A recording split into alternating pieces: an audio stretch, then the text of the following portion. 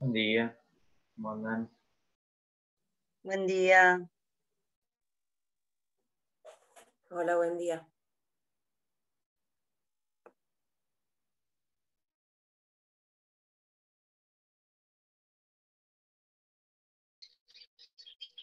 Buenas.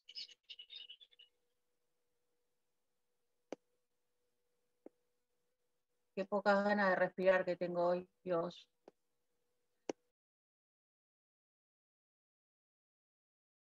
Terminando la semana, se hace duro. La semana se hace larga como esperanza de pobre, pero hay feriado el lunes que viene. Dato fundamental. El leitmotiv. Yo igual trabajo, pero bueno, no es lo mismo.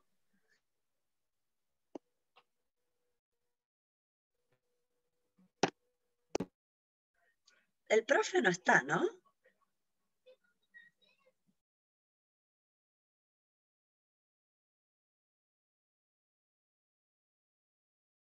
No. Bueno, arrancamos nosotros, ¿quieres? Hola, buen día. Hola, Ale. ¿Cómo Buen estás, día. Nora? Hola, David. ¿Qué tal? Buen día. Hola, Buenas. Sonia. Hola, Soñada. ¿cómo andan?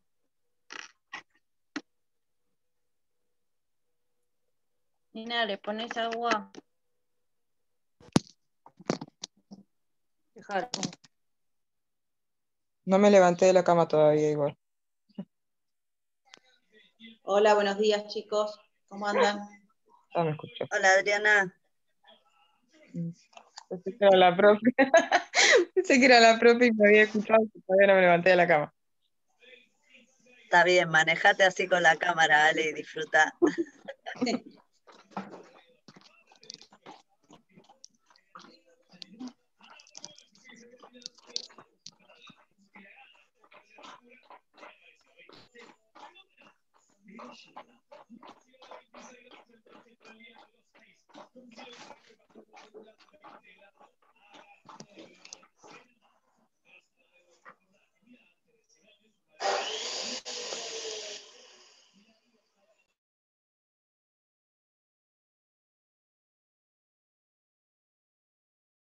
Ni la tenemos, chicos, ¿saben?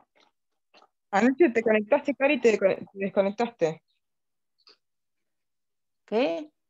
Anoche te conectaste y te desconectaste enseguida. Sí, era para ver de lo que hablaban. En la clase de anoche, no te entendí. Sí. Ay, qué fiotita, por Dios.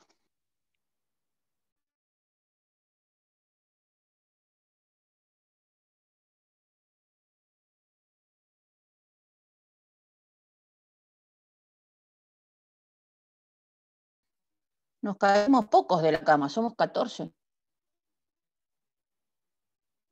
Debemos haber sido los que quedamos, ¿no? ¿Tan poquitos decís? ¿Que quedamos? Poquito, Y no. han limpiado bastante, ¿eh? Madre mía.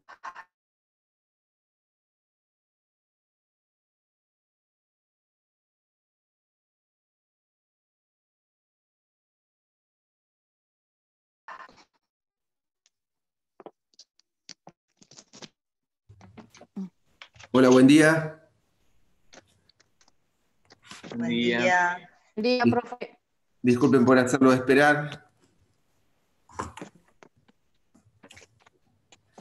Tenemos que seguir hoy con la bolilla 24. La bolilla de instrumentos públicos va a ser dada, de acuerdo al cronograma que tengo, por el doctor Ferrero. Así que hoy vemos instrumentos privados. ¿Se acuerdan la clasificación? Si hablamos de instrumentos privados, estamos partiendo de qué base, de qué forma de expresión, de exteriorización de los actos jurídicos. ¿Escrita? Escrita, correcto. y la forma escrita se exterioriza a través de, o se manifiesta a través de instrumentos. Los instrumentos, sea cual fuere, recuerden el soporte que tengan, es decir, el soporte tradicional que es el papel, o el soporte digital o electrónico, como es el documento digital o electrónico, tiene como base que los instrumentos existe una clasificación principal. ¿Cuál es? Los instrumentos se clasifican en, me dicen ustedes. ¿Públicos y privados? Correcto. Perdón, y corrijo, públicos y particulares. ¿Bien? O sea, recuerdan que los públicos intervenía un oficial público en su redacción y daba fe de los hechos que habían ocurrido en su presencia. Hablamos de las escrituras, de otros actas notariales, de las partidas del registro civil, de las actas de un secretario, redactadas por un secretario en un juzgado, etc. Y en los instrumentos particulares no hay intervención de oficial público. Los instrumentos particulares tienen dos formas, a su vez se subclasifican ¿en qué? ¿En cuáles?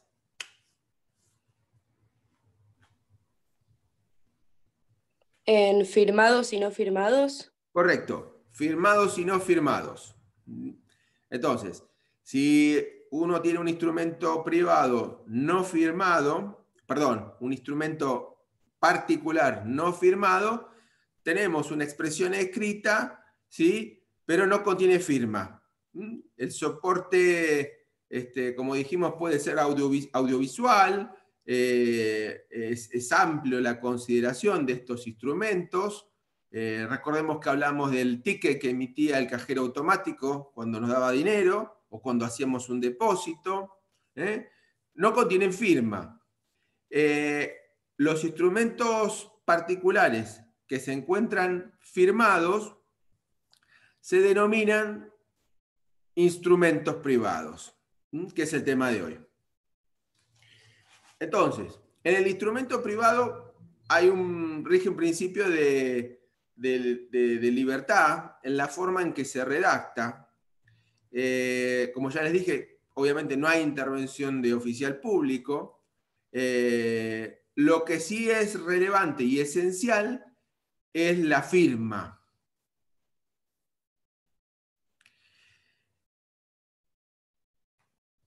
A ver si puedo compartir un PowerPoint.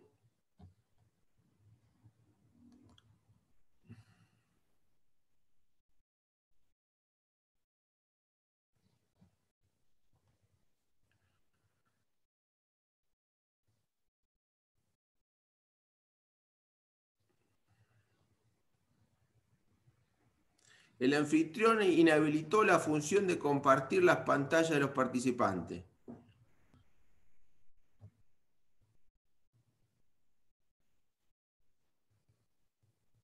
Mara, vos sos anfitriona, aparentemente. Lo podés habilitar desde... Sí, te ha quedado vos hoy. ¿Y qué hago? ¿Qué pongo? Fíjate, vos estás desde la compu. Sí. Fíjate que en el botón verde tiene como una pestañita chiquitita. Ahí podés seleccionar múltiples... No me acuerdo qué es lo que dice. A mí acá lo que me dice es compartir pantalla. A ver. Bueno, compartir cualquier cosa y después sacalo. A ver. No. Ahí, sacalo. Y ahora te tiene... Ahora no sé cómo lo saco. Creo que desde el mismo botón, Ahí está. Ahí está. Y ahora te tiene que aparecer una pestañita en el botón verde para que diga múltiples... varios participantes pueden compartir. Bien. Ahí está. Y ahí el profe puede compartir. Lo habilité, profe. Gracias, chicos, gracias. Ahí vamos, bien.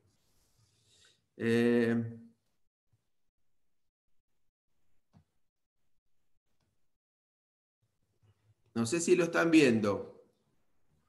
Sí, se ve. ¿Sí? Bueno, esto empezaba con la forma de los actos jurídicos, con un concepto que vimos la semana pasada, pero ahora ya hemos avanzado también acá. Después se los voy a subir al campus. Le subí uno al campus sobre presupuestos de la responsabilidad civil. Es también un cuadro sobre los puntos principales. Esperen. Acá estábamos los que hablamos recién, exteriorización escrita, ¿no? Los instrumentos y sus clasificaciones, que están en el artículo 286, clasifican los instrumentos en públicos, ven el artículo 289, y en particulares, 287, no firmados, definidos en el 287 segundo párrafo, firmados, también llamados instrumentos privados, del 287 primer párrafo. Entonces, estábamos en los privados y tenemos que hablar de su requisito esencial, que es la firma. Pero antes de ello les comento algo.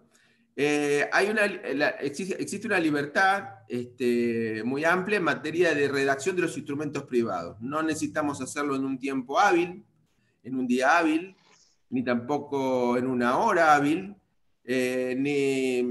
también podemos redactarlo en idioma nacional o en idioma extranjero. Podemos consignar la fecha o no podemos hacerlo. Podemos establecer los datos personales del firmante, su nombre, su documento, su estado civil, o tal vez no lo hagamos.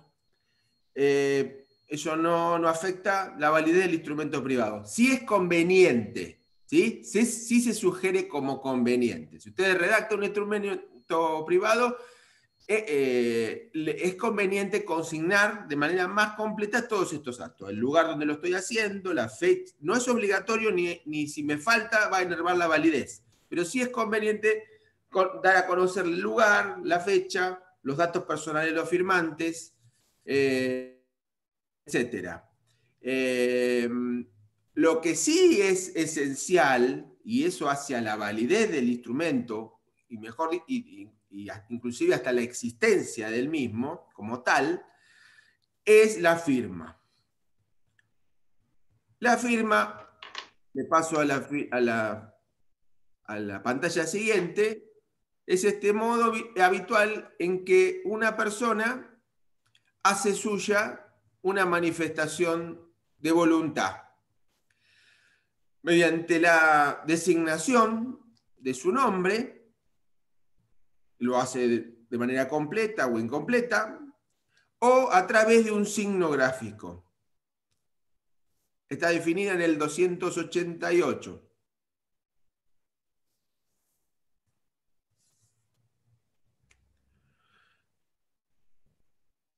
Importancia que tiene la firma. La firma prueba la autoría de la declaración de voluntad expresada en el texto al que corresponde. Es decir, toda firma puesta al pie de un instrumento nos va a determinar que el que puso la firma es el autor de ese instrumento.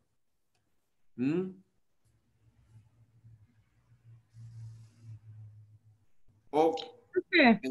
Sí. Tengo una duda con respecto a la firma. ¿Uno puede cambiar la firma así de un día para el otro? Sí, puede cambiar la firma. Sí. ¿Y no es necesario que la cambie en el documento? ¿No es necesario que la cambie en el documento? No. Uno puede ir variando su firma. Eso es algo que ocurre.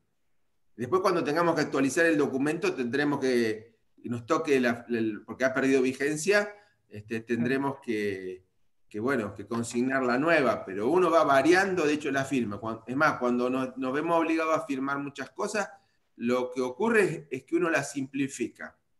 Es decir, la corta, la hace un trazo mucho más rápido, pero por la propia necesidad de tener que firmar más cosas. Uno no se da cuenta, pero produce la modificación.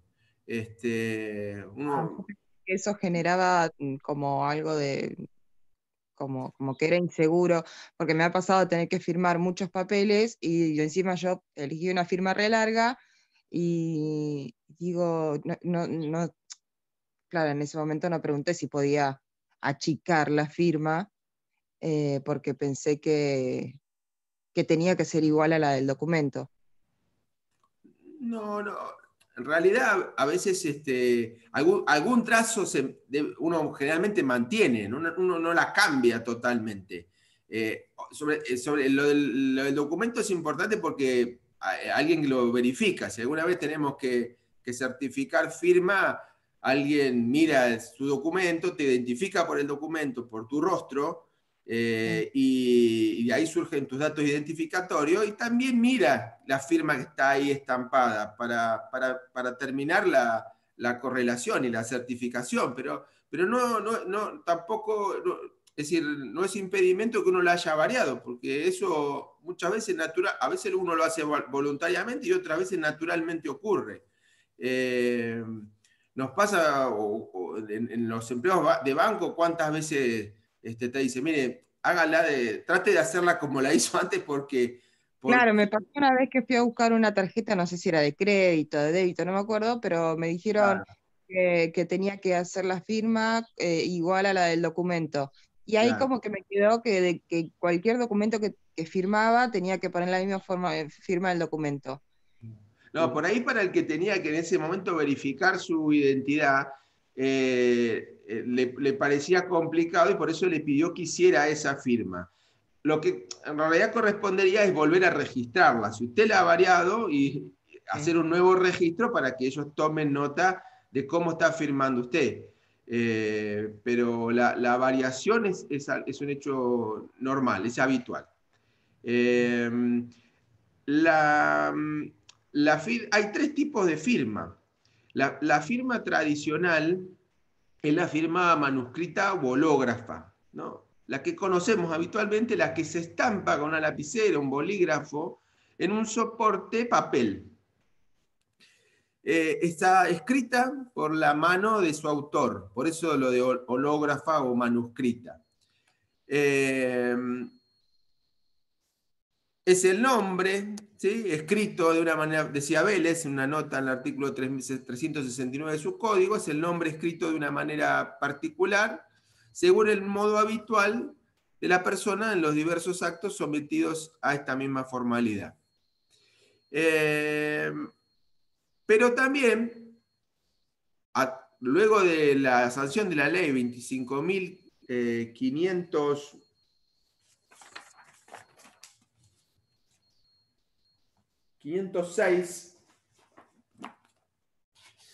si mal no recuerdo, es la ley de firma digital, tenemos otras firmas, que son las propias de las que se estampan en documentos electrónicos o documentos digitales. Es decir, como tenemos un documento que constituye una representación digital de un hecho o de un acto, y no hay forma de que podamos firmarlo de puño y letra, de manera manuscrita.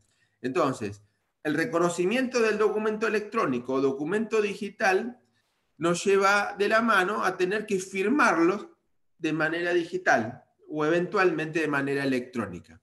Hay una pequeña diferencia entre la digital y la electrónica, que en realidad no es tan, es decir, desde el punto de vista tecnológico no es tan diferente, pero desde el punto de vista de la prueba sí es importante.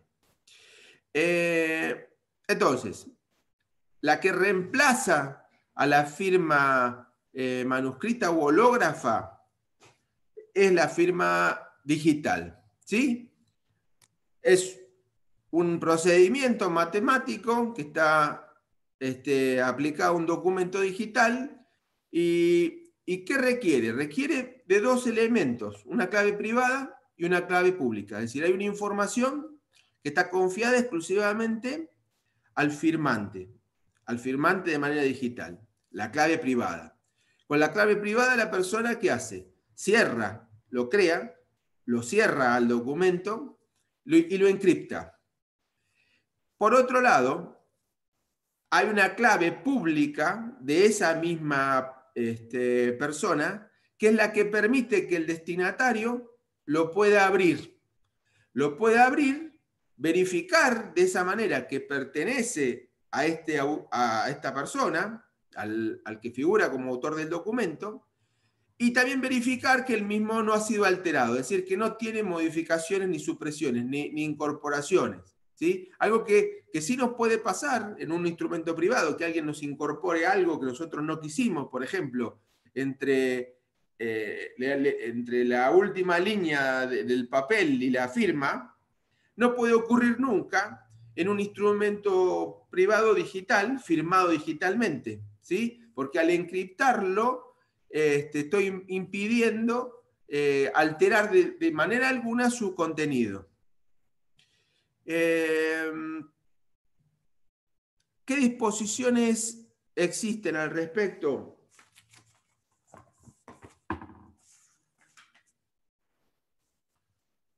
¿288? En los instrumentos generados por medios electrónicos. Entonces ahí ya me está diciendo cuál es el soporte y el ámbito de aplicación de estas firmas digitales.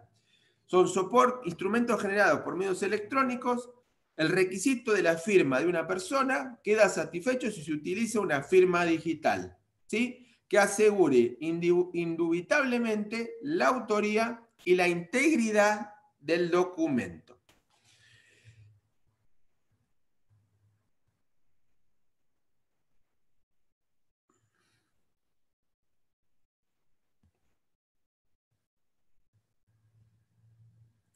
Se presume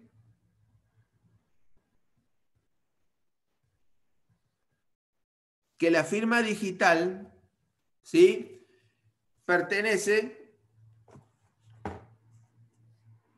al titular del certificado digital que permite la verificación de la firma, ¿sí? Se presume, iuris tantum, es decir, salvo prueba en contrario, que pertenece al titular del certificado digital que permite la verificación de la firma. El artículo 7 de la ley 25.506 de firma digital. Quiere decir que el que tenga, si alguien quiere desconocer el contenido o que esa firma digital corresponde a la persona que está consignada en el mismo, que se puede identificar con ese certificado digital, tiene que probarlo. Es el otro el que tiene que probarlo. La firma digital se presume que es veraz, que es de ese autor y que el contenido está completo. Y en todo caso, ante el desconocimiento, la prueba le corresponde al otro, no al firmante digital.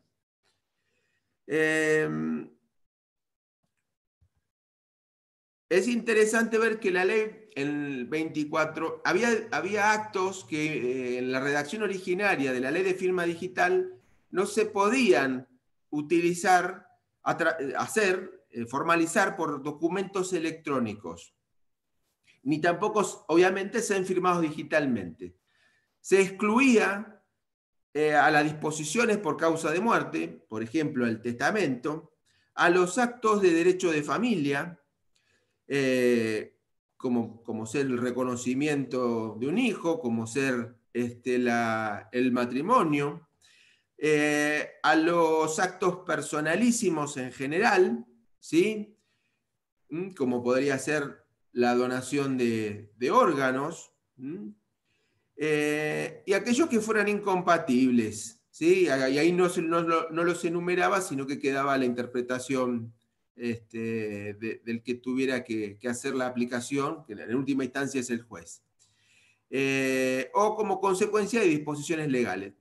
Tengan en cuenta que esa exclusión hoy ya no existe más, que la ley 27.446 derogó este artículo 4 de la ley de firma digital, de modo tal que al no estar prohibido, hoy estaría permitido,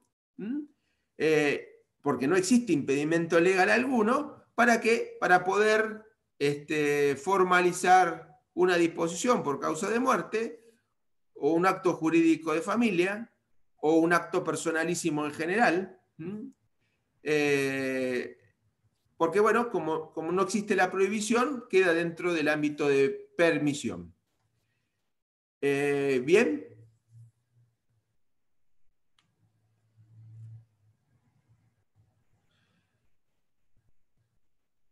La firma electrónica.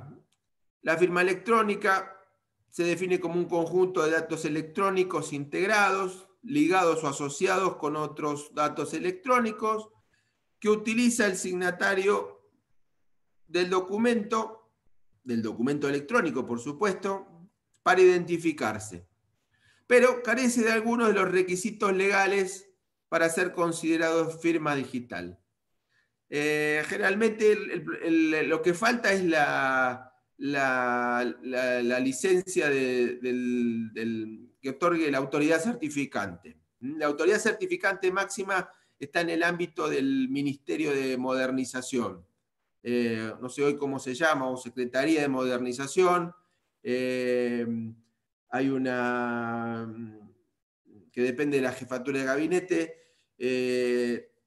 También hay una repartición que es la ONTI, sobre un organismo nacional de tecnologías de la información que hace control, que controla la emisión y las licencias a las entidades certificantes. Las que emiten los certificados, es decir, hay un organismo del Estado que le autoriza a otros organismos, por ejemplo, a un colegio profesional, al Poder Judicial, a la administración pública de tal o cual organismo público, otorgar certificados, manejar, controlar certificados digitales y expedirlos a las personas de quien dependan. Entonces esos certificados digitales son los que son utilizados por los usuarios de las claves públicas y privadas.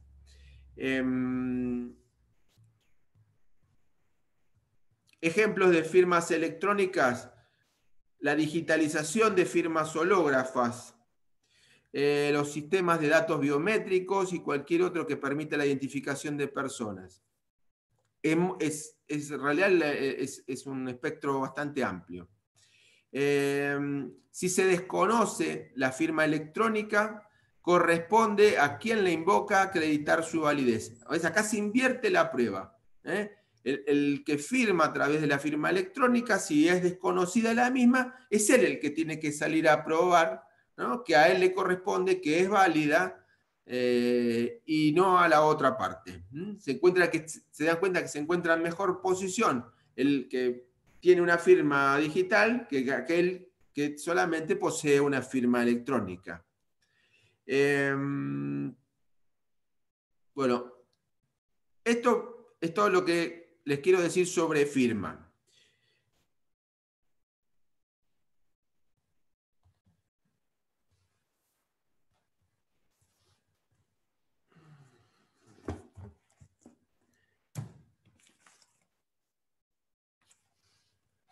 Ahora, ¿qué les parece? Si en un instrumento una persona no sabe o no puede firmar y pone el dedo, es decir, pone la impresión dígito pulgar derecha, ¿eso es lo mismo que una manifestación de voluntad? Digamos que la persona no sabe o no puede firmar. Si pone el dedo, la impresión dígito pulgar, ¿sí?, tomamos un tintero, una tinta y lo coloca al pie del instrumento, ¿es lo mismo? ¿Reemplaza la firma? ¿Qué piensan? Si se reúnen los requisitos de libertad, discernimiento e intención, estimo que sí.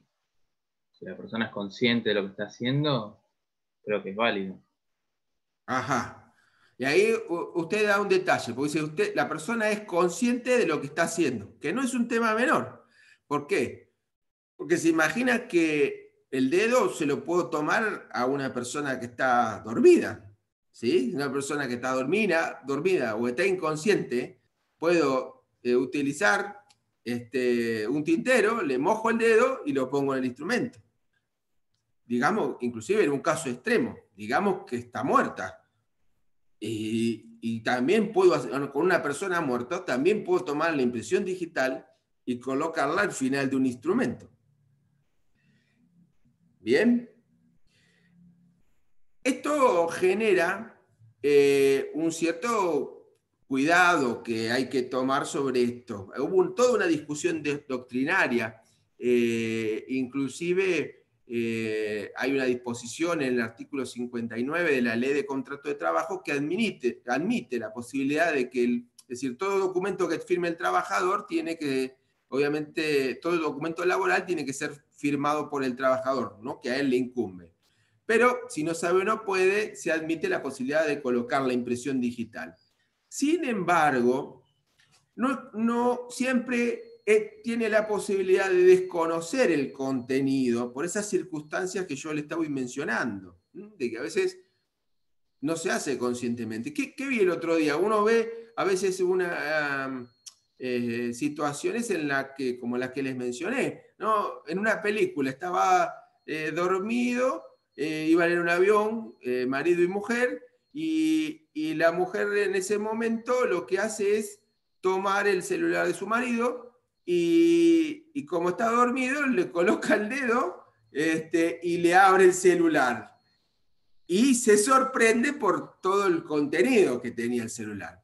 Entonces, se dan cuenta que la impresión digital es de alguna manera bastante peligrosa para considerarlo como una adhesión o una manifestación de voluntad plena equivalente a la firma. La conclusión es que, y la posición que ha tomado el código, es que no equivale a la firma. La impresión digital no es equivalente a la firma. Sin embargo, en estas circunstancias, lo que nos va a permitir es identificar, porque lo que sí sirve es para individualizar, pero no sabemos si presta la voluntad, la adhesión con el texto. Sí lo podemos identificar. El que puso la impresión digital se identificó, sabemos que fue él. Pero no es manifestación de voluntad.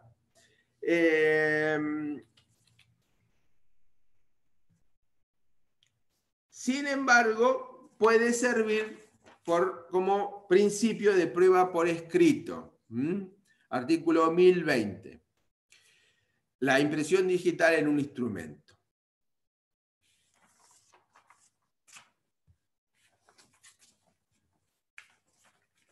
Siempre, fíjense el riesgo, está en el 314, el que coloca la impresión digital puede venir a desconocer el contenido del documento. ¿Sí? Inclusive en los casos de las personas que no sabe o no puede, coloca la impresión digital, no firma y puede posteriormente desconocer el contenido.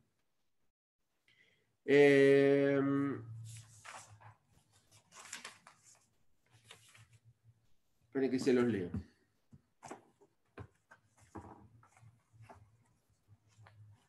Perdón, ¿qué artículo era? 314. El 313 dice que si alguno de los firmantes de un instrumento privado no sabe o no puede firmar, puede dejarse constancia de la impresión digital o mediante la presencia de dos testigos que firman a ruego. Pero en el 314 dice que el documento signado con la impresión digital vale como un principio de prueba por escrito y puede ser impugnado en su contenido. Se dan cuenta que el valor, su eficacia probatoria del documento en el que está asignado por una impresión digital es mínimo, es muy relativo porque nos pueden desconocer todo lo que está arriba de eso. Ténganlo presente. ¿Aún con los testigos es así? Bueno, y ahí hay una discusión. ¿Por qué? Porque la llamada firma ruego tradicionalmente se aceptó en materia de instrumentos públicos. La persona que no sabía o que no podía porque se rompió la mano, por ejemplo, o porque tiene una enfermedad que le inmoviliza y no le permite firmar, podía solicitarle a otro que firmara en su nombre. Bueno, esta institución es la llamada firma a ruego. Se podía hacer únicamente si lo que estaba redactando era un instrumento público. Entonces el oficial publicado dejaba constancia del impedimento, es decir, de por qué esta persona no puede firmar, y de que hay otro que a su ruego y a su pedido está firmando en su nombre. La firma a ruego se conserva en materia de instrumentos públicos en el artículo 305 del nuevo código.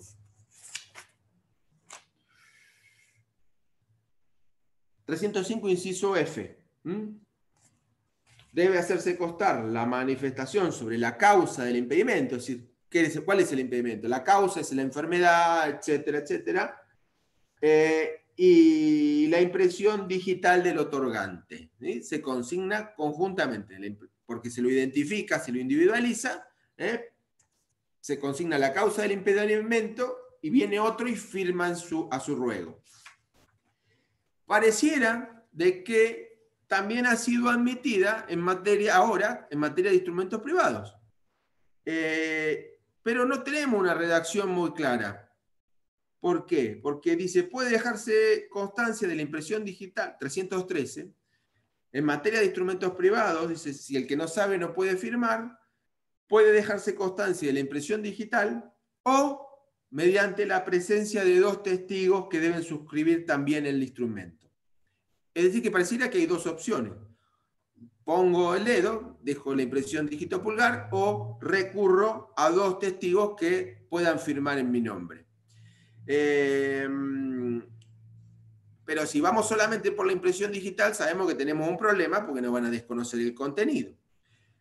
Podríamos sumar las 2 opciones, como dice Mara. Bueno, que coloque la impresión digital y que además vengan 2 testigos y firmen a su ruego. Ahí la doctrina se abre en 2 opiniones. Uno que te dicen que igualmente ese documento vale como principio de instrumento privado, ¿no? Vale como principio de prueba por escrito. Ya sea que la impresión digital venga sola o que venga acompañada de los 2 testigos. Y otra que dice que no, que si uno cumple con la firma ruego de 2 testigos, esto es un instrumento privado. Y en todo caso tendremos que hacer reconocer la firma a esos 2 testigos y con eso ya tendremos completo el circuito y el contenido no va a poder ser desconocido. ¿Bien? Igual queda a criterio del juez a evaluarlo, porque ustedes se imaginan que se dice que tal o cual persona no puede firmar, y vienen otras 2 y dicen que firman en su nombre. Y si en realidad eso no tiene nada de cierto, si en realidad uno podía firmar y estos 2 supuestos testigos que vinieron a hacerlo, en realidad no están respondiendo a las instrucciones ni a la voluntad de uno.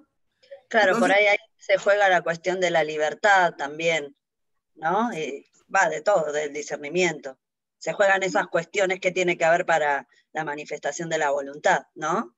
Claro, pero imagínese, entiendo lo que usted me dice, pero imagínese que a usted le dicen que usted no puede firmar y aparece un instrumento privado suyo firmado por 2 personas que dicen que usted les pidió suscribir, porque se rompió la mano, no por nada vinculado a su discernimiento. Y usted dice, yo no tengo nada que ver con esto, yo no le pedí a nadie, ese instrumento no tiene valor para mí. Se puede imaginar que en ese momento el juez tendrá que entrará a valorar todas las circunstancias, ¿no? Esto no puede servir directamente con que estos 2 testigos lo reconozcan como un instrumento privado que a mí se me atribuya. ¿Bien?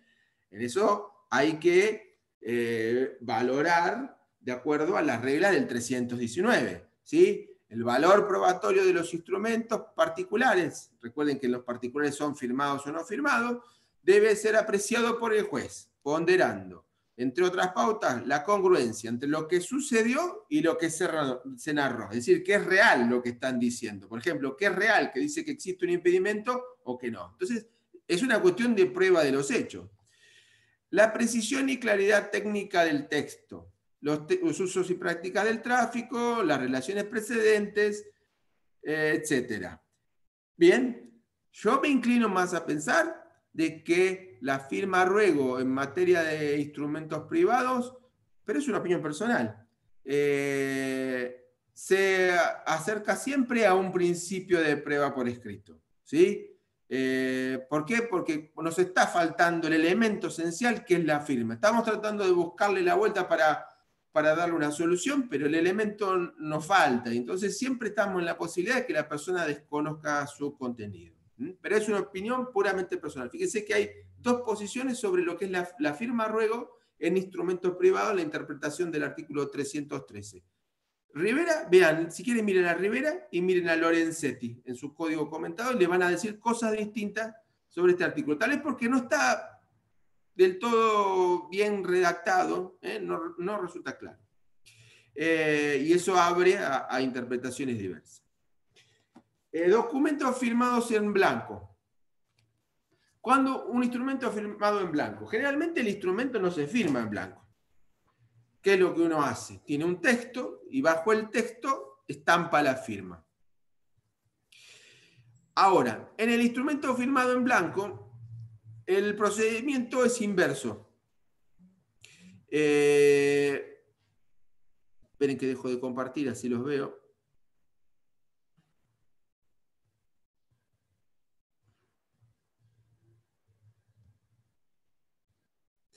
El procedimiento es inverso. Lo que hago es primero firmar y dejo en blanco el contenido, dejo en blanco el texto. ¿Qué es lo que existe en estos casos? Se interpreta que hay un mandato tácito, ¿sí? Del que el que entrega un documento en estas condiciones, firmado en blanco o con firma en blanco, eso tengan presente, está firmado y lo que está en blanco es el texto. Es porque le da instrucciones al que lo recibe para que lo llene, ¿no?, de acuerdo con estas directivas. El problema se da cuando no hay una coherencia, cuando no se siguen estas supuestas instrucciones y el que lo tiene lo llena de una manera distinta, ¿sí? No de acuerdo a las instrucciones que han sido dadas. Entonces, el firmante del documento en blanco podrá en estas circunstancias impugnar el contenido sobre la base de que no ha sido completado, no ha sido llenado de acuerdo con las instrucciones que él ha impartido.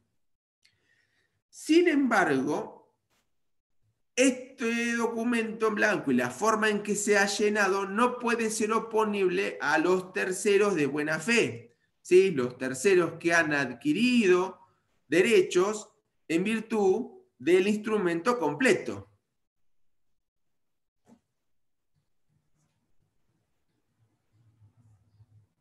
Por ejemplo, yo pongo una firma en blanco y el que me lo llena de una manera distinta. Yo quería que consignara un recibo y él, en vez de hacer un recibo, bueno, lo que hace es un contrato breve de compra-venta de una cosa mueble, digamos. Y sobre la base de ese instrumento que ha completado no de manera conforme a las instrucciones recibidas, lo vuelve a vender a otro, esa misma cosa. Entonces, el tercero que lo recibe, dice que no tiene nada que ver con la forma que se llenó el contenido, no participó de ello. Si fue de buena fe, dice, yo compré esta cosa porque tuve como base el instrumento previo en el que lo había comprado, el que me lo vende a mí. Entonces, a mí no me pueden venir tercero, no me pueden venir a impugnar el contenido, porque a mí me lo presentaron completo. Y de esa manera yo adquirí derechos en virtud de ese instrumento. ¿Se entiende? Hay un supuesto, en estos casos cuando se llena en contra de las instrucciones, hay un abuso de confianza. Pero la confianza, como siempre digo, hay que ir a buscarla donde uno la deposita. Entonces, el que les firmaron, le llenaron el documento de manera contraria a las instrucciones, le tendrá que reclamar a este mandatario por daños y perjuicios, pero no al tercero que adquirió posteriormente derechos en base a ese instrumento cuando ya estaba completo. ¿Bien?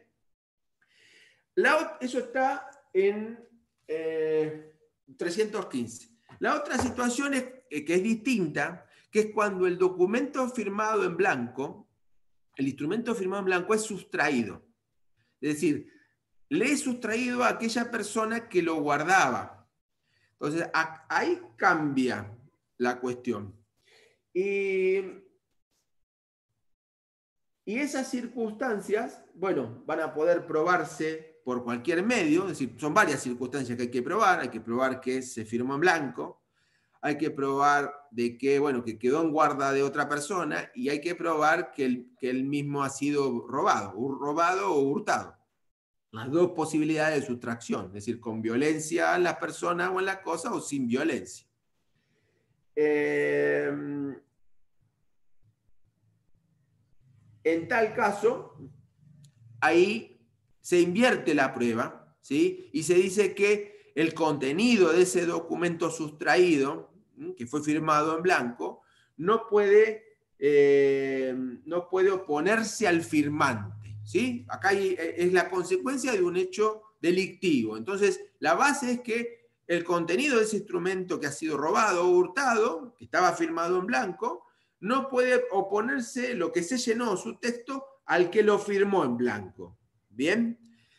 Salvo que haya terceros que prueben que obraron en base a ese instrumento completo, que obraron de buena fe y a título oneroso, que hicieron una contraprestación. Pero la prueba del obrar de buena fe y de que actuaron a título oneroso corresponde en estos casos al tercero. La regla es la no oposición del contenido al firmante, salvo que los terceros acrediten buena fe y título oneroso, en base a ese instrumento.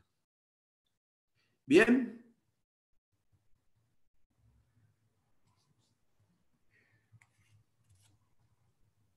Otra situación que también se menciona en estos casos es la de la correspondencia, ¿no? El envío de correspondencia epistolar, las cartas misivas, bueno, email, bueno, cualquier otro medio que hoy la tecnología permita para enviar estas comunicaciones escritas. El punto que se discute es la prueba, la utilización de esta correspondencia como prueba. ¿Cuándo puede utilizar la correspondencia como prueba? Bueno, en principio el que la puede usar es el destinatario, porque la carta o la comunicación o el mail pertenece al destinatario. En el momento en que llega, ya es del destinatario. Antes de que llegue al destinatario, el remitente podría intentar frenarla, ¿sí? Y sería de él la posibilidad de frenar esa misiva, si estuviera dentro de sus posibilidades, cuando está en el proceso de traslación. Una vez que llegó al destinatario, a este corresponde la carta comunicación o el contenido del email. El destinatario, ante un pleito contra el remitente o contra otra persona, podría utilizar el contenido de la carta como prueba documental, como prueba instrumental. Ahora, si la correspondencia fuese confidencial, ¿sí? Si se están ventilando cuestiones privadas, cuestiones íntimas, cuestiones que solamente el remitente, por esa afinidad, por esa confianza que tiene con el destinatario, ha ventilado en la misma, el destinatario ya no tendría el poder de usarla como prueba en un juicio a esa carta, sino media el asentimiento del remitente. En los casos de que fuere confidencial su contenido. Los terceros a los que llegan... No muy bien eso. ¿Cómo sería? Tienen una correspondencia, ¿sí? Por ejemplo, en temas de familia. Y lo que están dentro de las cuestiones que se están comentando, también pueden comentarse cuestiones que son económicas o patrimoniales. Pero lo que ocurre es, uno dice, bueno, el día de mañana tenemos un pleito, y dice, no, pero si fulanito me reconoció tal o cual cosa en la carta que me mandó aquella vez, ¿sí? O en la comunicación que me envió esa vez. Entonces yo quiero usar la carta con el pleito que tengo contra con el remitente, cuando, por ejemplo, me dijo que esa deuda no me la iba a cobrar. Que eso que le debía no me lo iba a cobrar. Y me lo está diciendo en la carta y ahora me lo reclama judicialmente que le pague. Entonces, ¿qué quiero? Quiero traer la carta o la comunicación para probar de por qué no pagué, porque me ha hecho remisión de la deuda. ¿Me explico? Entonces, la cuestión pasa que en eso, es decir, la posibilidad de que el destinatario lo utilice como prueba. Se encuentra en un problema cuando la carta contiene cuestiones que son confidenciales, cuando además le está relatando otros temas íntimos que no comparte con cualquiera, sino con el remitente lo comparte solamente con el destinatario. Entonces, ahí, en esas situaciones, cuando hay contenido que es confidencial, necesito el consentimiento del remitente. ¿Bien? Si el contenido fuera solamente económico o negocial, bueno, no tendría mayor inconveniente con la comunicación. Pero cuando ya estoy hablando de temas privados, necesito, por una idea de respeto a la intimidad de la persona, del que solamente comparte con el que envía la comunicación. Profesor, sí. ¿Y una conversación por WhatsApp también sirve de prueba? Yo creo que una conversación con WhatsApp se asimila a una carta, es una correspondencia. Yo entiendo que en la medida, estamos hablando siempre de temas de algo que se escribe, ¿no es cierto? De que está escrito. Es la forma, uno escribe a través de un mensaje de texto, escribía bajo una carta, escribe con un email, pero también escribe un mensaje a través de un WhatsApp. Sí, yo creo que es aplicable. Si la quiere hacer valer un tercero, la comunicación, es decir, alguien que no participó, no es ni remitente ni destinatario, alguien quiere hacer valer en juicio eso que se dijeron en un proceso, bueno, pero ahí se va a necesitar la conformidad del destinatario, porque la comunicación pertenece al destinatario. Y si además hay una cuestión confidencial ventilada en la comunicación, en la correspondencia, el tercero va a tener que requerir ¿qué? ¿Qué más? Del remitente. Exactamente, el consentimiento del remitente. Correcto. Bueno, tema cerrado. Dos temas importantes que algo habíamos adelantado la semana pasada. Primero, valor probatorio del instrumento privado. Segundo, oponibilidad de la fecha a terceros. Valor probatorio es el instrumento privado necesita la firma. Y para poder atribuirla a la persona a quien le corresponde, tiene que ser reconocida.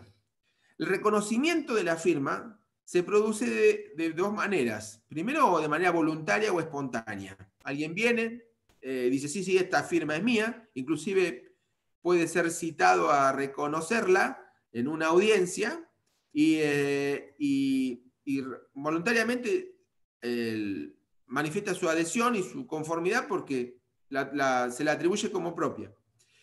Reconocimiento expreso, espontáneo y voluntario. Es esencial instar a este reconocimiento. Cuando en cualquier juicio queremos hacer valer un instrumento privado, tenemos que instar a que el otro se expida para que si reconoce o no reconoce la firma. Porque si no la reconoce, nos vemos obligados a solicitar una pericia caligráfica, ¿no?, para acreditar que la firma le pertenece. Y eso nos lleva al segundo supuesto, el reconocimiento provocado judicialmente o un reconocimiento forzoso. En algunos casos el reconocimiento judicial se produce por el silencio. Presento un instrumento, un contrato, digo que lo firmó tal o cual persona y que no lo está cumpliendo, pero el primero que se le ocurre en el proceso es el traslado de esa documentación para que se expida sobre si reconoce ese documento, sobre si reconoce la firma en ese instrumento. Profe, Sí, te habla Bianca Di Lorenzo. hola. Esto tiene que ver con que en el instrumento privado, a diferencia del instrumento público, no hay, o sea, el instrumento privado no tiene fe pública porque no hay un oficial público. Exacto, no hay fe de que lo conoce, no hay nadie que te diga Claro, que no hay un tercero que lo constate. Exactamente, en el oficial público Bien. te dice, sí, yo lo identifiqué, este que dice que es fulano de tal y que firmó acá, yo lo identifiqué. Lo identifiqué y es él, lo dice el oficial público y da fe de eso, lo identifiqué a través de su documento de identidad, 306, inciso A, o lo identifiqué porque lo conozco. Es alguien que conozco de la relación laboral o de la infancia o del colegio, no importa, no tiene que decir de por qué lo conoce, pero dice, da fe de que lo conoce. Y con eso ya lo tenemos identificado, ya no hay posibilidad de ir de desconocimiento, porque eso es lo que ocurre en el instrumento público que no tenemos en el instrumento privado. Entonces, en el instrumento privado, lo que tenemos que instar es que exista, para poder hacer valer, vos decís, fulano firmó este contrato y no lo cumplió. Yo lo demando por incumplimiento, pero como base tengo que tener que esté reconocido la firma en el instrumento para que él sea, para probar la autoría del mismo y posteriormente el incumplimiento. Está bien tu pregunta, Bianca. En el instrumento privado, entonces, o el reconocimiento sea de manera voluntaria o provocadamente cuando esta persona se le corre traslado y guarda silencio, se lo cita a audiencia de reconocimiento de firma y no va. O si va, nos expide sobre la firma, o bien lo desconoce expresamente. Y nos obliga, en este último supuesto, a producir la pericia caligráfica para establecer que la firma puesta en ese documento le corresponde. ¿Bien? Gracias, profe. Hay una tercera forma que impide la impugnación de nada, que es en el instrumento de un escribano o por un funcionario público. Eso no vuelve al instrumento, la certificación de firma hecho por un funcionario que da fe de esa identidad, de la identidad.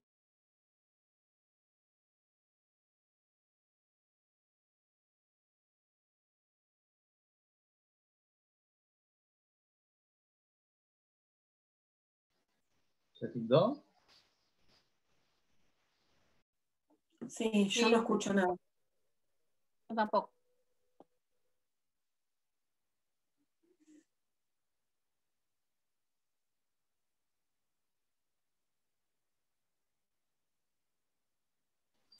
Llegan las 9 y ya la máquina le dice al profe, estamos en horario.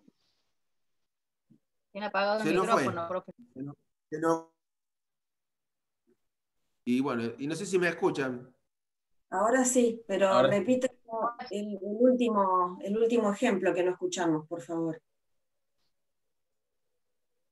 Bueno, hablamos del reconocimiento forzoso, ¿sí? El que se provoca judicialmente, porque la persona es citada a una audiencia a reconocer firma y no comparece, porque si bien cuando se lo cita no se manifiesta, o bien porque la desconoce expresamente. Me parece que se está colgando.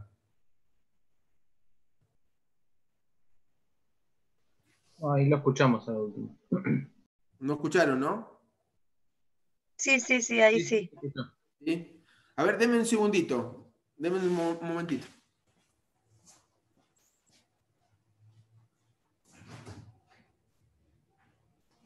Te pegaste. A ver si podemos, si esto mejora. Y en el último supuesto es el del instrumento privado con firma certificada notarialmente. Que, como les comenté, la certificación notarial de la firma no vuelve al instrumento privado como un instrumento público. Sigue siendo un instrumento privado, pero la firma ha sido verificada por un oficial público que lo ha identificado. Es importante porque, es decir, lo que tiene carácter de lo que da fe es de la identidad del firmante y bueno, impide que el firmante pueda venir después a impugnarla. Entonces, tenemos, eso está mencionado en el 314. Todo aquel, dice, contra quien se presente un instrumento cuya firma se le atribuye, debe manifestar si ésta le pertenece. El reconocimiento de la firma importa el reconocimiento del cuerpo del instrumento, es decir, el reconocimiento del texto. Dice, el instrumento privado reconocido, el que es reconocido voluntariamente o espontáneamente, o el declarado auténtico por sentencia, porque ahí llegamos a que hubo un desconocimiento de la persona y tuvimos que peritarlo, o porque no se manifestó en la audiencia en la que se lo citó a reconocer firma, o porque no fue directamente a la audiencia, entonces es el mismo juez el que declara que la firma es auténtica, como una consecuencia legal que está previamente establecida. O cuya firma está certificada por escribano, dice, no puede ser impugnado por quienes lo hayan reconocido, salvo que existan vicios en el acto del reconocimiento. Y acá, porque el reconocimiento también de la firma no es ajeno a que puedan existir vicios de la voluntad, que haya existido un error o que el error ha sido provocado por otro, por el dolo, o que falte la libertad. El acto de reconocimiento, cuando se produce de manera voluntaria, es un acto también, es un acto jurídico que como tal está sujeto a los vicios de la voluntad de cualquier acto jurídico. Esa es la única excepción a la posibilidad de impugnación. El otro tema es la oponibilidad. Una vez que lo tenemos al instrumento privado reconocido, tenemos que poder oponer la fecha a terceros. ¿Sí? El efecto del instrumento privado reconocido se extiende a terceros que son ajenos al instrumento desde que éste adquiere fecha cierta. La fecha, es decir, lo que parte de esto es que las partes de un instrumento, los que firman un instrumento, pueden alterar la fecha. La pueden antedatar, la pueden posdatar. Y en esa antedatación o posdatación que hacen, pueden perjudicar a terceros, ¿sí? Cuyos derechos estén vinculados a ese instrumento. Entonces, en prevención, porque recuerden que en el derecho, el primero en el tiempo siempre está mejor en el derecho. Entonces, eso de ser primero en el tiempo, de llegar primero, es lo que determina una situación jurídica prevalente o privilegiada. Entonces, habiendo posibilidad de que pueda existir una antedatación del instrumento, que de las partes que lo firmaron, pusieron una fecha previa a lo que ocurrió, y que esta fecha pueda perjudicar a un tercero ajeno al instrumento, se establece como requisito que para extender los efectos de un instrumento privado reconocido a un tercero, se hace a partir de que este instrumento privado adquiere fecha cierta. ¿Qué le da certeza a la fecha? Es un hecho, la fecha cierta se determina por un hecho, un acontecimiento que implica que el documento no pudo haber sido firmado antes o después de ese evento.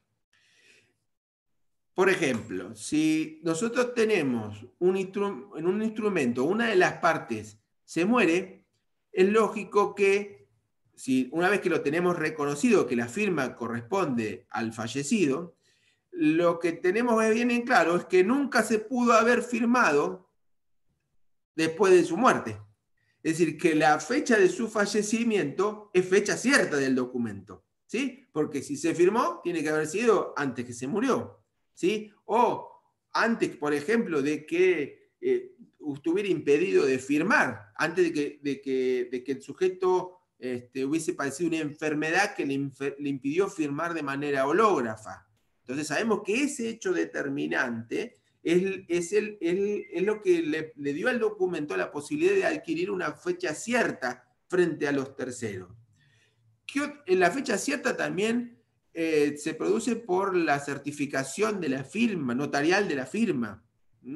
Cuando un instrumento privado es certificado notarialmente, certificado por escribano la identidad, esa certificación no solo verifica la identidad del firmante y impide que después impugne su contenido, sino que también que le da fecha cierta al documento, al instrumento. La fecha cierta va a estar dada ¿por qué? ¿Por qué momento? En la certificación notarial de firma. Ellos pusieron el instrumento que lo firmaron el 1 de mayo. Pero la certificación notarial se hizo el 1 de diciembre. ¿Qué le das fecha cierta frente al tercero? ¿El 1 de diciembre? La fecha en que se hizo la certificación notarial de la firma. ¿Bien? Lo mismo cuando el documento se presenta a un expediente judicial o un expediente administrativo. Para los terceros, ese es un hecho, eso le da fecha cierta. El día que se presentó ese ejemplar, todo firmado, en el expediente administrativo o se acompañó en el expediente judicial, ese día le dio al instrumento privado fecha cierta. El día que al instrumento privado lo timbramos, antes lo íbamos con una máquina timbradora de la Banco Provincia y nos ponía un sello. Ese timbrado para el pago del impuesto de sello le da, en ese momento, el del timbrado, le da fecha cierta al instrumento. Hoy, ¿cómo se paga eso? Se paga a través de una declaración jurada en un sistema de ARBA, se paga ese impuesto. Pero también nos sirve porque nos pide ARBA que acompañemos un ejemplar del instrumento escaneado en la declaración jurada. Entonces, ahí queda constancia de ese ejemplar, en ese sistema informático de ARBA. ¿Me escuchan? ¿Sí? Bueno, todas estas circunstancias nos determinan al instrumento a adquirir su fecha cierta. Sirve para oponerlo a terceros. A las partes no. Las partes, una vez que lo reconocen, quedan sujetos a todo su contenido, a la fecha que establecieron.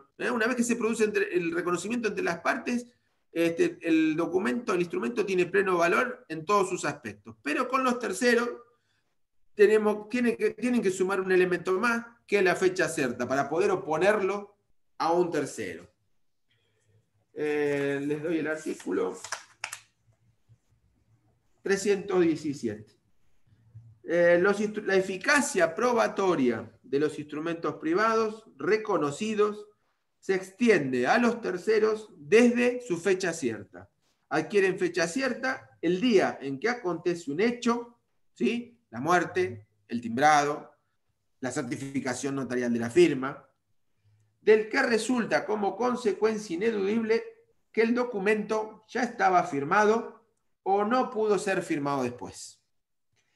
La prueba se puede producir por cualquier medio y deberá ser apreciada rigurosamente por el juez.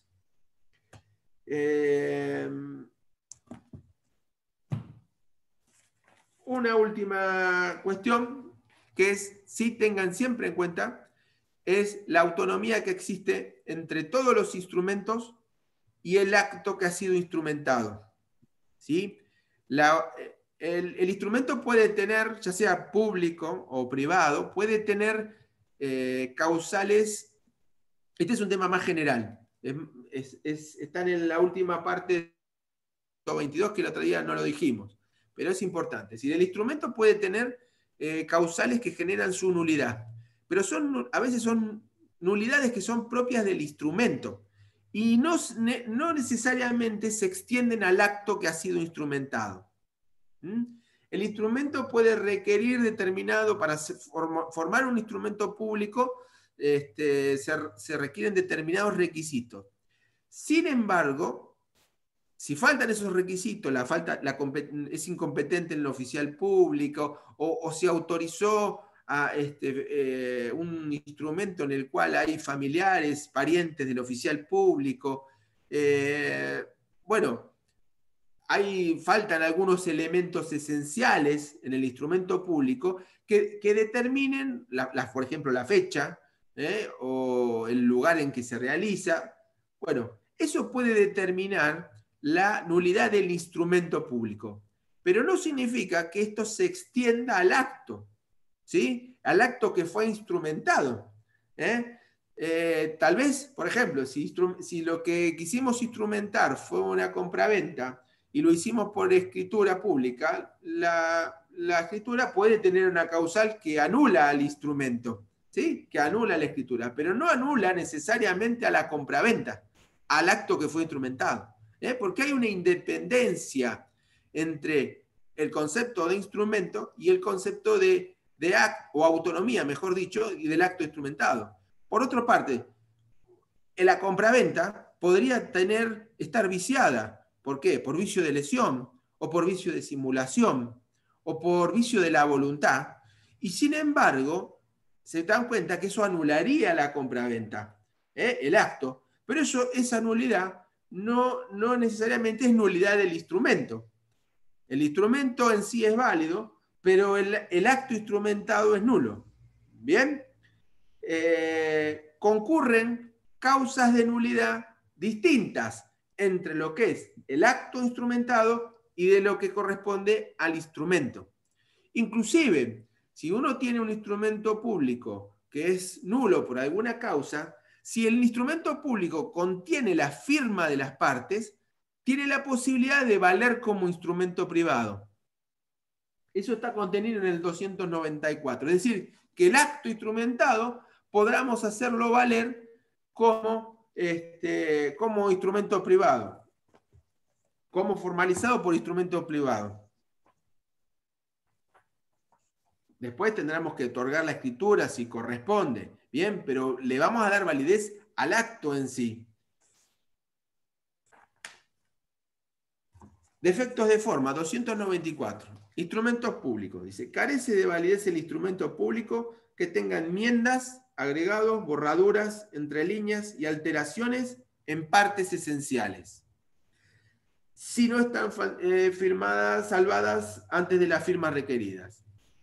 El instrumento que no tenga la forma de vida vale como instrumento privado si estuviese firmado por las partes.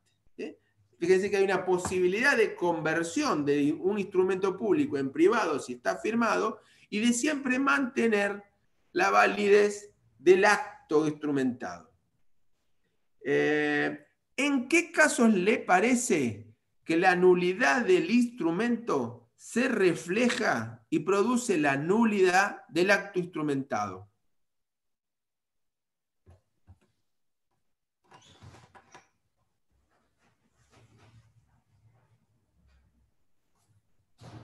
Lo vimos la semana pasada. ¿Casamiento? ¿Puede ser un testamento? El casamiento, es decir, la celebración del matrimonio. Me hablaron de un testamento. ¿Quién me habló de un testamento? Yo. María. Sí. ¿Y qué otra situación más?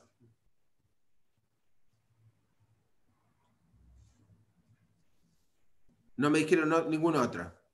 ¿Se acuerdan la donación de inmuebles? ¿Sí?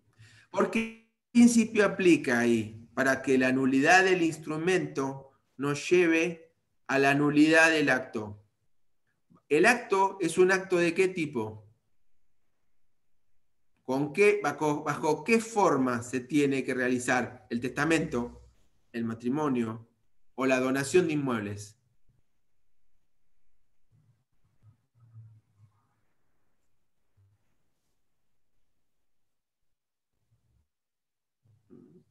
Cric, cric. Personal. De forma personal, porque No, sí, me acuerdo que lo vimos. Acá, absoluta. yo no estuve la semana Forma pasada. impuesta absoluta. Exactamente. La forma es establecida como solemnidad absoluta. Entonces, en la donación de inmuebles se tiene que hacer por escritura pública bajo pena de nulidad. El matrimonio se tiene que celebrar ante el oficial público encargado del registro. El testamento, cuando es hológrafo, tiene que ser redactado, fechado, firmado, todo de puño y letra del testador. Obviamente que también firmado. Si yo no reúno, no cumplo con los requisitos de forma, que son estos de exteriorización, en estos 3 actos, esto me va a acarrear que el instrumento va a ser nulo, pero también que el acto, el testamento, con la disposición de última voluntad, la donación o el matrimonio, también va a ser nulo. ¿Bien? No va a haber forma de subsanación posible. En los casos, si la escritura es nula en la donación, esto me va a generar que la donación también es nula. Se va a producir la nulidad refleja. Es decir, se refleja ¿por qué? Porque está en el instrumento que es establecido como forma bajo solemnidad absoluta, y eso se va a reflejar al acto que lo refiere o al que se refiere. Son los únicos casos en el que no existe esa independencia entre el instrumento y el acto, sino que la nulidad del instrumento apareja la nulidad del acto. ¿Bien?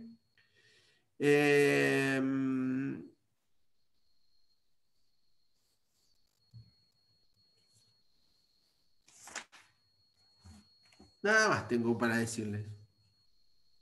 ¿Le puedo hacer una pregunta? Quedo abierto. Sí. No sé si lo que le voy a decir es ejemplo de fecha cierta. Tengo una tía de 80 y pico de años que me dejó a cargo, digamos, que yo le pague los impuestos desde un momento determinado. Entonces, cuando pasó eso, yo verifiqué, por ejemplo, en la página de la municipalidad que el impuesto municipal no tenía deuda. Y a partir de ahí, todos los meses lo pago online. Cuando el mes pasado voy a verificar cuánto es la cuota mensual para poder pagar el impuesto, me figura una deuda que según mi criterio no corresponde, porque cuando yo en su momento verifiqué si había deuda, que imprimí el documento con determinada fecha, que no debía nada, y resulta que ahora dicen que yo debo. Lo bueno sería que mi tía me pudiera dar los recibos, pero no los encuentra. No, bueno, pero ahí no hay instrumento privado. No tiene, para haber instrumento privado tiene que existir una firma en un documento y de ahí recién empezamos a hablar de fecha cierta. Esa firma no me sirve esto como prueba, digamos, que la municipalidad en octubre del 19 me dijo que no había deuda y en julio del 20 me dice que sí hay deuda. No, pero es un tema tributario. Lo que le comento simplemente es que la municipalidad aplica así, no tiene nada que ver con esto, pero aplica retroactivos. Entonces, un día uno pide la deuda y le aparecen 0, y ahí pasan 15 días y le aparecen retroactivos, porque van ajustando y las cuotas del mes, del año, en función de ordenanzas que son posteriores.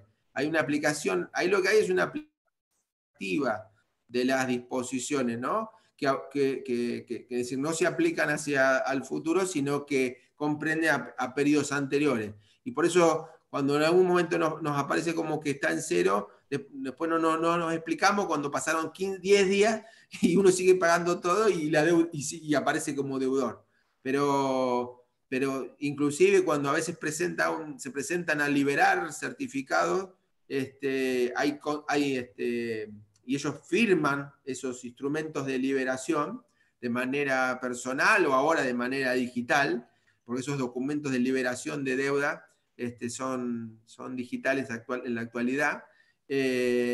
También dejan prevención de que pueden existir otras deudas que no están informadas a la fecha, en función de que pueden existir estos retroactivos, que son de aplicación, aunque lo que se pone en duda ahí es hasta qué punto es posible la aplicación retroactiva de esas ordenanzas. Pero no es un tema de instrumento. Profe, yo le quería hacer una pregunta. ¿El color de la tinta de la firma holográfica es indistinto? ¿Se puede firmar negro en azul? Sí, técnicamente sí, porque no hay ninguna... no hay una reglamentación al respecto. Queda bajo la regla de libertad. Sí. Mientras no se borre. No, porque a mí quisiera que a los 5 minutos ya saben y desaparece lo que firmamos, que sería... Me habían dicho que los instrumentos privados no había problema si era negro o azul, pero que los públicos tenían que ser en azul. Bueno, no sé, me quedó como en el tintero y bueno, no sabía si hay algo que lo regule, digamos. No hay. No. En materia de instrumentos privados hay libertad en eso. Sí. Y en los instrumentos públicos, bueno, ahí creo que se usa negra o azul. Son las dos tintas que... No estoy seguro si lo dice el Código Civil o surge de las reglamentaciones en el caso de los instrumentos públicos notariales, las reglamentaciones del ejercicio de la profesión notarial. Pero va por el lado del azul y el negro. Instrumento privado, fírmelo con amarillo. Sí. Bueno, pero con algo que también que sea legible, ¿no? Porque, es decir, necesitamos constatar, incluso uno, ¿por qué uno firma? Porque uno el día de mañana, si le oponen un documento, un instrumento, quiere saber si es de uno o no. Entonces, uno trata de firmar de la manera más clara posible porque también tiene que poder identificarse. Uno se identifica a sí mismo con su firma, por lo menos en lo que instrumentalmente se refiere. ¿A otra pregunta?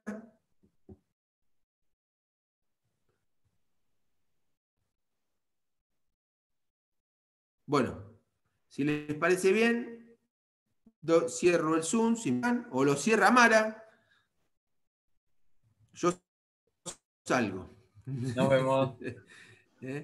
Chao, le subo algo. Le subo algún Bueno. PowerPoint ahí para que tengan referencia. Gracias, chicos. Chao, gracias. No.